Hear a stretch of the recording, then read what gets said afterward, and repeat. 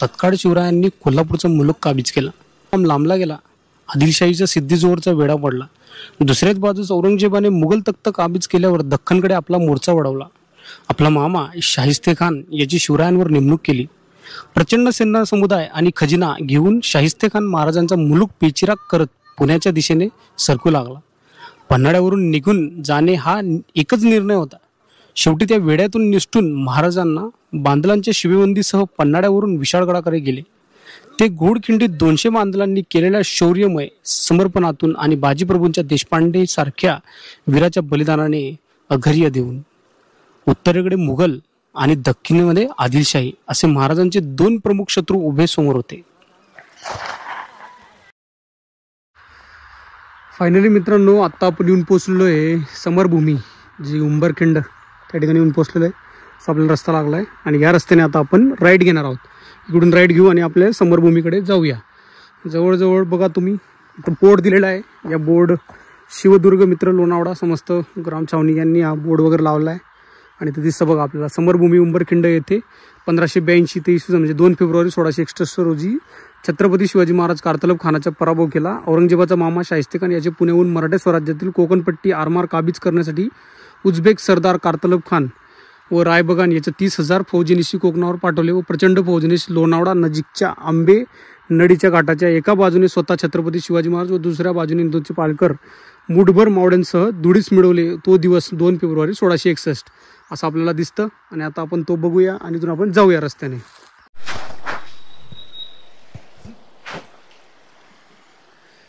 Good afternoon मित्रांनो, कशा आहात तुम्ही सगळे? मजेत ना? मी तुमचा मित्र राहुल. माझ्या यूट्यूब चॅनलमध्ये तुम्हाला सगळ्यांचं स्वागत आहे. आणि आज आपण येऊन पोचलो आहे अंबा नदी, जे उंबरखिंड त्या ठिकाणी येऊन पोचलो आहे. आणि आज आपण बघणार आहोत समरभूमी, जी छत्रपती शिवाजी महाराजांनी खुद्द ग्राउंड लेवलला उतरून हे युद्धाचं जे कमी माणसांमध्ये युद्ध कसं करायचं आणि युद्ध केल्यानंतर राजकारण कसं दाखवायचं युद्धामध्ये, ते आपल्याला दाखवलेलं आहे. आणि ते आज आपण बघणार आहोत. आणि आपण येऊन पोचलेलो आहोत समरभूमी उंबरखिंडीमध्ये. तर चला तुम्हाला समरभूमी उंबरखिंडीचं स्मारक दाखवतो. चला बघ.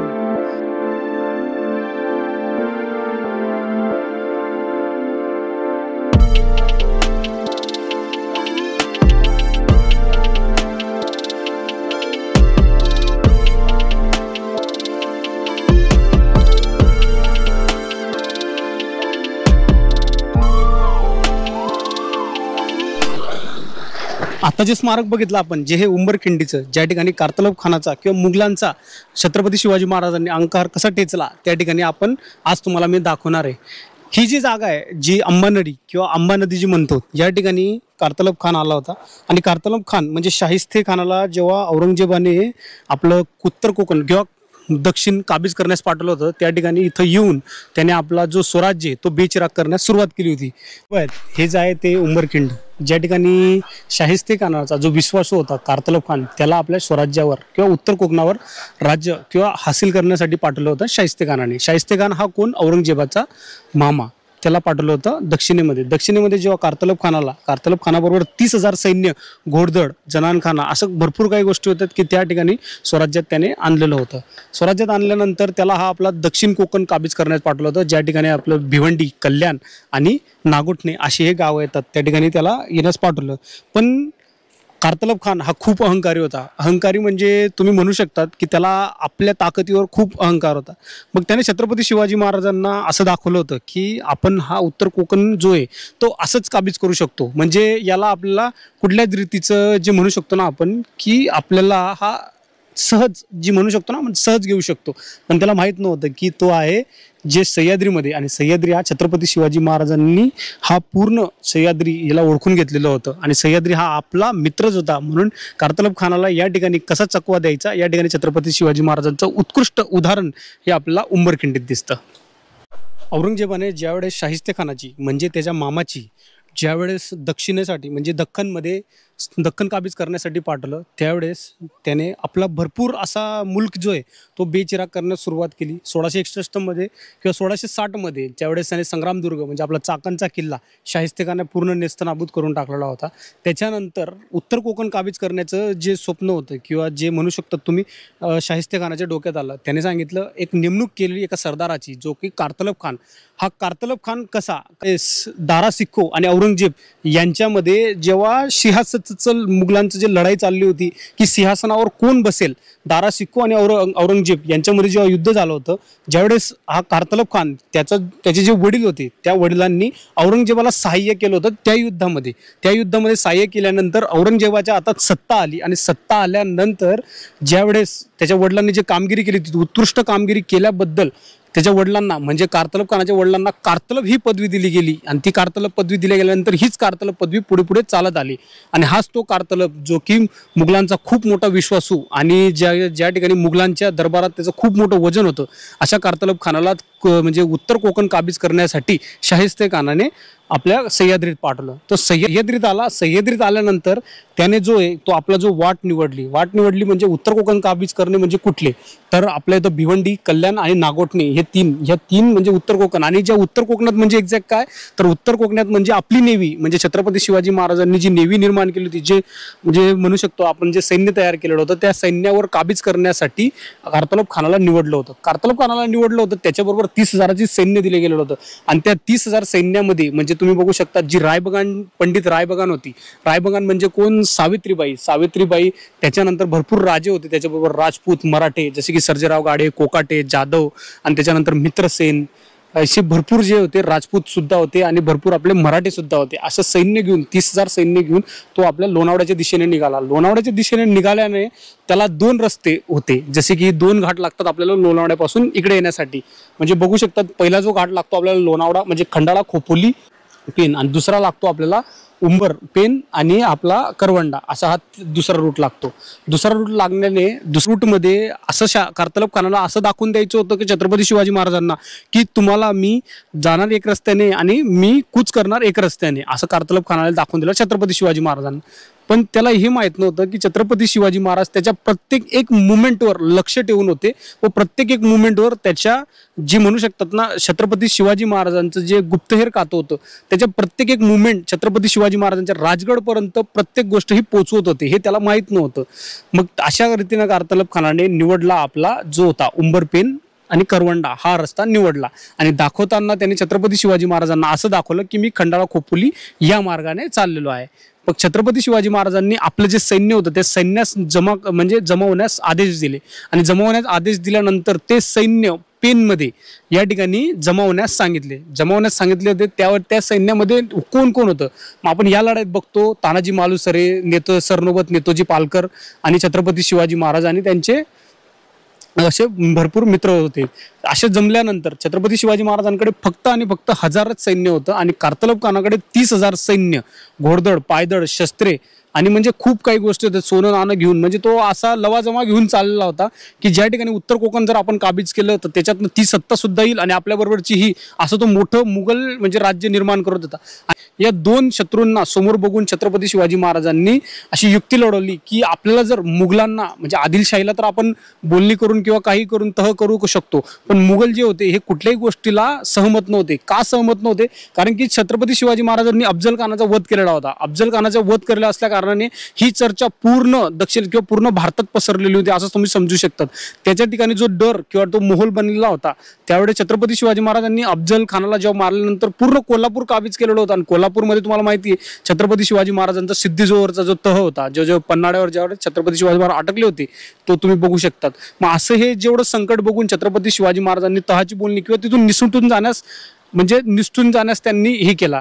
मग अशा या कारतलब खानाला कसा ठेचायचा म्हणून छत्रपती शिवाजी महाराजांनी सगळ्या सैन्याला पेनमध्ये येण्यास सांगितलं आणि पेनमध्ये येऊन सगळं सैन्य इथे जमलं. मग ह्याच आंबानडीच्या घाटात म्हणजे एका ठिकाणून नेतोजी पालकरांना सांगितलं आणि एका ठिकाणून छत्रपती शिवाजी महाराज खुद्द ज्या ठिकाणी बघू शकतात की त्यांनी जो परिधान केलेला वस्त्र होतं तुम्ही बघू शकता, त्यांच्या हातात तलवार आहे, त्यांच्या एका दुसऱ्या हातात बाण आहे आणि त्यांनी म्हणजे टोप वगैरे घातलं आणि पूर्ण चिलखती शस्त्र त्यांनी घातलेलं आहे. अशा रीतीने त्यांचं जे पूर्ण इथं दिलेलं आहे ते सगळं दिसतं त्या ठिकाणी ते होते. आणि हे युद्ध म्हणजे असं करून दाखवलं होतं कारतलब खानाची कोंडी केली इथं या अंबानडीच्या घाटात कोंडी केली आणि त्याला समजत नव्हतं की आपण चाललोय की त्याला असं वाटलं कारतलब खानाला की आपण जर हे शिवाजी महाराजांना असं माहिती आहे की आपण सोपाच रस्ता निवडू. कारण की सोपा रस्ता का निवडू? कारण की तिच्याकडे लवाजमा खूप होता. मग असं त्याला छत्रपती शिवाजी महाराजांना दाखवून द्यायचं होतं की मी असा सोपा रस्ता जो आहे तो निवडला आहे. पण छत्रपती शिवाजी महाराजांना माहिती होतं की हा कारतलबी अहंकारी आहे आणि याच्या अहंकाराला आपण याचा अहंकार अजून वाढवून याने चुकीचा निर्णय घ्यावा म्हणून याच्या अहंकाराला ठेच यावी म्हणून छत्रपती शिवाजी महाराजांनी त्या गोष्टी करण्यास सुरुवात केली. आणि आपल्याच गुप्तहेर खात्याला छत्रपती शिवाजी महाराज मी काय मुवमेंट करतोय हे कारतलब खानापर्यंत पोचवा की त्याला अजून त्या गोष्टीला म्हणजे तो ती वाटचाल जास्त वेगाने करू शकेल आणि तो असा कुठला तरी चुकीचं पाऊल उचलेल की त्या पाऊल उचलल्या कारणाने आपल्याला हा कोंडीच सापडेल कुठे ना कुठे. म्हणून त्याने तो उलटा निर्णय घेतल्यानंतर तो अंबानदीच्या घाटात आला. अंबानदीच्या घाटात आल्यानंतर छत्रपती शिवाजी महाराजांनी मग आक्रमण करण्यास दोघीकडनं सुरुवात केली. म्हणजे एकी साईडनं छत्रपती शिवाजी महाराज आणि एकी साईडमधने नेतोजी पालकर असे या युद्धामध्ये त्याची कोंडी झाली आणि तो अडकला. कारण की सह्याद्रीबद्दल हे त्याला माहित नव्हतं. सह्याद्रीबद्दल हे छत्रपतींना माहित होतं कारण की छत्रपतींनी सह्याद्री हा लहानपणापासून आपल्या पायदळी घेतलेला होता किंवा आपण पूर्ण त्यांनी हा आपल्या पायाने सगळे रस्ते वाटे सगळे छत्रपती शिवाजी महाराजांना माहिती होते. पण हे कारतलब खानाला माहित नव्हते कारण की हे मुघल होते. या मुघलांना महाराष्ट्राबद्दल माहित नव्हतं, सह्याद्रीबद्दल माहित नव्हतं. सह्याद्रीबद्दल फक्त माहिती होते मराठे आणि मराठ्यानंतर छत्रपती यांनाच हा सह्याद्री माहिती होता. पण कारतलब खान इथं आल्यानंतर मग अंबानदीने आपलं परत एक सहाय्य केलं. अंबानदीने सहाय्य म्हणजे असं की जानेवारी फेब्रुवारीमध्ये खूप कडाक्याचं ऊन पडतं आणि हा कोकण भाग असल्या कारणाने इथलं दमट हवा जे वातावरण किंवा हवामान होतं हे मुघलांना झेपत नव्हतं. त्या झेपत नसल्या कारणाने त्यांना एकदम खूप पाणी झालं आणि अंबा नदी ही जशी पावसाळ्यात खळाखळ वाहते तशीच उन्हाळ्यात ही पूर्ण सुक्क होऊन जाते. सुक्क होऊन गेल्यानंतर त्यांना पाणी पिण्यास असं जागा कुठे उरली नाही किंवा काही नाही. म्हणजे ते एकदम हे होऊन गेले, घामोघाम झाल्या कारणाने त्यांना समजत नव्हतं की आता करावं काय. आणि त्याच क्षणी त्याच वेळी छत्रपती शिवाजी महाराजांनी त्यांच्यावर हल्ला केला आणि हल्ला केला असल्या कारणाने त्यांना समजत नव्हतं कारण की खूप घनदाट हे जंगल आहे. जंगल असल्या कारणाने अंबानदीच्या इकडे दरी तिकडे दरी आणि मोठमोठे झाडं असल्या कारणाने त्यांना समजत नव्हतं की कुठून आपल्यावर हल्ला होतोय काय होतोय.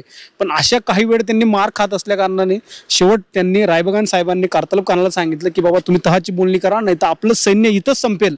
इथंच संपल्या कारणाने आपल्याला तोंड दाखवायला जागा राहणार नाही. तर कारतलब खान अहंकारी त्याने नाही ऐकलं. पण अजून काही थोडा वेळ झाला आणि आपल्या सैन्याची कोंडी उडते बाबा. तर याच्या कारणाने कारतलब खानाने शेवटी तहाची बोलणी करण्यास एका आपल्या दूताला पाठवलं आणि छत्रपती शिवाजी महाराजांकडे जेव्हा गेला त्यावेळेस छत्रपती शिवाजी महाराजांनी सांगितलं की बाबा तू जे आहे ते सगळं जागच्या जागी सोडून तू इथून चालता हो. कारण की छत्रपती शिवाजी महाराजांनी बंदी सुद्धा केला असतं त्याचं सैन्य. पण बंदी केलं असल्या कारणाने काय झालं असतं याचा दुसरा परिणाम असा झाला असता कारण की त्याचं 30,000 सैन्य होतं आणि त्या 30,000 सैन्याला जर आपण ठेवलं तर आपल्याला त्यांचा खर्च वाढवावा लागेल. खर्च वाढेल म्हणजे कसं त्यांचं खाणं राहणं पिणं या सगळ्या गोष्टी आपल्याला करावं लागतील आणि तो खर्चाचा जो बोज आहे तो आपल्या अंगावर येईल. म्हणून छत्रपती शिवाजी महाराजांनी युक्ती लढवली की तुमचं जे काही असेल ते तुम्ही जागच्या जागी सोडा आणि इथून चालते व्हा.